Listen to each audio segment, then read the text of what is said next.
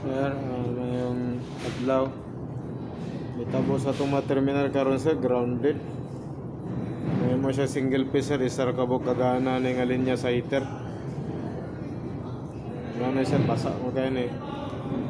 Sunod kang ilalo man ni sir. Sunod kang yung mga wiring ani. May tabo ani sir.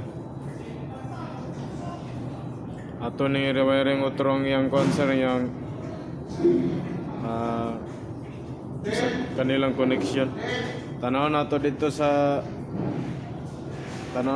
yung panel sir, sa yung control sa trabaho ni Tara. I-condemn lang ni siya. Kani gi-condemn ang itabo kanirang duha ka linya.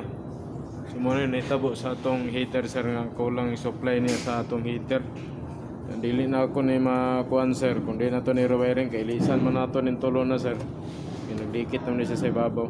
So sayang sulod mismo aning kaning yang kuan niya. Tawag ani. Kaning cord niya.